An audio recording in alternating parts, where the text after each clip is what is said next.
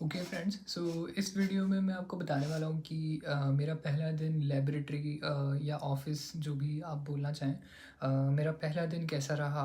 और मैं जब यहाँ पे ऑलरेडी लैंड हो चुका था, और जैसा कि मैंने पिछली वीडियो में बताया कि मेरे जो मैंने ऑरहुस तक ट्रैवल किया, तो ऑरहुस के जब मैं बस स्टॉप तक पहुँचा तो मेरे प्रोफेसर मुझे लेने आ गए थे वहाँ से, और फिर वहाँ से मैं यहाँ पे इंटरनेशनल सेंटर डॉर्मेट्री, ऑरहुस की एक डॉर्मेट्री है इंटरनेशनल सेंटर डॉर्मेट्री, तो मैं वहाँ पे आ चुका हूँ।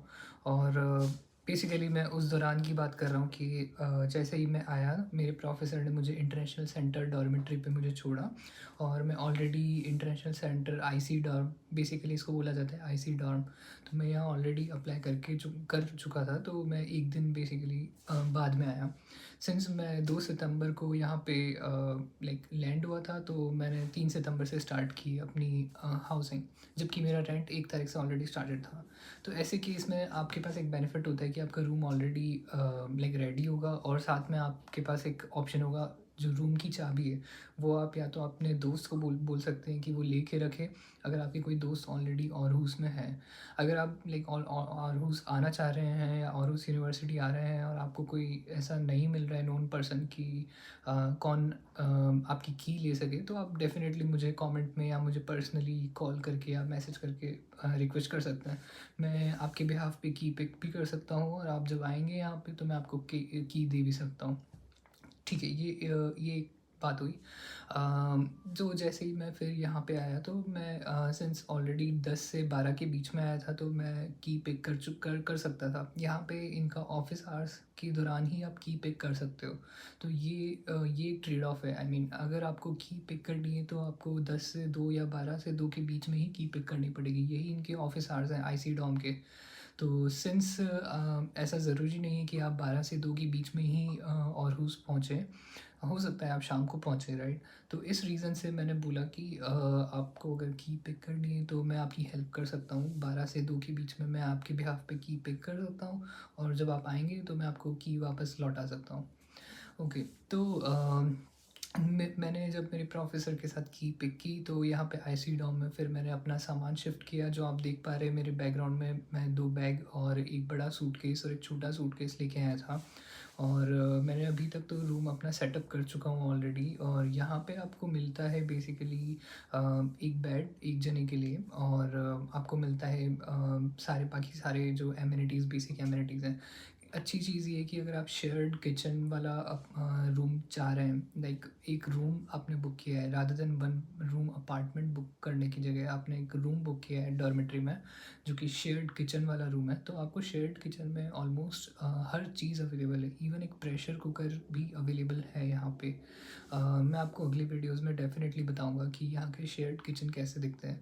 बट जितना मैं अगर आपको बताऊँ, तो आप जो भी बर्तन इंडिया या पाकिस्तान या जहाँ से भी आप देख रहे हैं, आप जो भी बर्तन आप के लोकल घर में यूज़ कर रहे हैं, वो ऑलमोस्ट वो सारे बर्तन आपको यहाँ अवेलेबल हो जाएंगे, इवन उससे ज़्यादा ही अवेलेबल होंगे। तो किचन की रिस्पेक्ट में आपको घर से कुछ नहीं लाना है। आपको बस ये ध्यान रखना है कि जब आप यहाँ से निकलेंगे तो आपको फिर हो सकता है कि आपको अपना परचेज़ करना पड़े। तो उसके बाद आप ऑप्शंस चूज़ कर सकते हो कि आप फर्निश्ड अपार्टमेंट लेना चाहते हो। अगर आप सिंगल हैं तो फिर डेफ़िनेटली आप कॉलेज की ही डॉर्मेट्री और चूज़ कर सकते हैं। तो यहाँ पे इनकी पॉलिसी है कि 1 साल से ज़्यादा आपको नहीं रहने दे सकते आईसी डॉर्मेट्री में। तो इनकी और सारे बहुत सारे हाउसिंग है पूरे शहर में, हर जगह पे बहुत सारे हाउसिंग बने हुए हैं इनके। तो आप इनके थ्रू कॉलेज के थ्रू उन हाउसिंग में अप्लाई कर सकते हैं। तो वहाँ पे शेयर्ड किचन, शेयर्ड बाथरूम और इस तरीके के अपार्टमेंट्स मिल जाएंगे आपको। यहाँ पे शेयर्ड रूम नहीं होता है, क्योंकि हर एक रूम में एक इंसान से ज़्यादा नहीं रह सकता है। यहाँ पे ये एक लॉ है, तो आपको इसका तो इसको फॉलो करना होगा। हाँ, ये बात अलग है कि आप अपार्टमेंट लेके और एक 40 स्क्वायर मीटर का अपार्टमेंट लेके आप रह रहे हैं, तो डेफ़िनेटली आपके लिए 2 रूम मतलब 2 पर्सन शेयर करना फ़ीज़िबल हो सकता है। तो कुछ छोटी-छोटी चीज़ें हैं जो आपको आगे से ध्यान रखनी है जब आप प्लान कर रहे हो यहाँ पे लाइक आईसी डॉर्मेटर में रुकने के लिए। तो जैसे ही मैंने की कलेक्ट की, मैंने कॉन्ट्रैक्ट कलेक्ट किया, फिर मैंने कॉन्ट्रैक्ट साइन किया है यहाँ पे। और आपको एक कॉन्ट्रैक्ट दिया जाता है हर हाउसिंग की तरफ से आपके पास एक कॉन्ट्रैक्ट आएगा, आपको वो कॉन्ट्रैक्ट साइन करना है। और कॉन्ट्रैक्ट साइन करते ही आप यहाँ के बेसिकली आपके पास बेसिकली राइट्स हो जाते हैं कि आप यहाँ रह सकते हैं। और साथ में जो एज अ टेनेंट उनके पास भी कुछ राइट्स होंगे, और एज अ लैंडलॉर्ड उनके पास भी कुछ राइट्स होंगे। तो आप जैसे ही कॉन्ट्रैक्ट सबमिट कर देंगे तो आपके पास नेक्स्ट स्टेप होगा कि आप अपने पुलिस वेरिफिकेशन के लिए जाएं। तो नॉर्वे में इसको बोला जाता है पुलिस वेरिफिकेशन, यहाँ पे ये लोग बोलते हैं सिटीज़न सर्विस वेरिफिकेशन।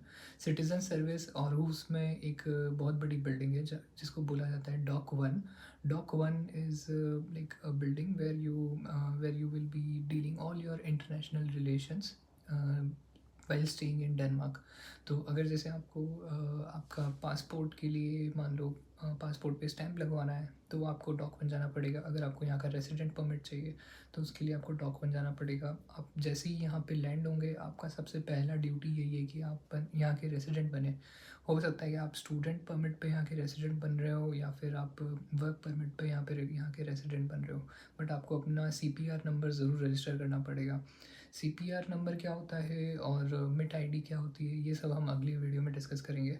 बट इस वीडियो में अगर मैं समरी बताऊँ तो यहाँ पे आप सबसे पहले आपको देखना है कि अगर आप डेनमार्क आ रहे हैं या ऑरूस आ रहे हैं या ऑरूस यूनिवर्सिटी आ रहे हैं तो सबसे पहला टास्क आपका ये होना चाहिए कि आप रहेंगे कहाँ, तो आपका एड्रेस क्या होगा। और आपने अगर ऑलरेडी बुकिंग नहीं की है तो आपको एक बुकिंग ज़रूर कर देनी है। बुकिंग इसलिए ज़रूरी है क्योंकि आप इंडिया में जब वीज़ा के लिए अप्लाई करेंगे तब भी आपको कुछ शो करना पड़ेगा कि आप जाते ही कहाँ रहेंगे। तो इस वजह से आपको यहाँ का एड्रेस एक होना ज़रूरी है आपके पास अगर आप आगे बढ़ना चाह रहे हैं। तो इंडिया में इवन आप अगर VFS ग्लोबल की सपोर्ट से आप वीज़ा के लिए अप्लाई भी करेंगे तब भी आपको एक एड्रेस इस कंट्री का और रूस का या डेनमार्क का होना ज़रूरी है आपके पास। आपके पास एक रेंटल अग्रीमेंट होना चाहिए।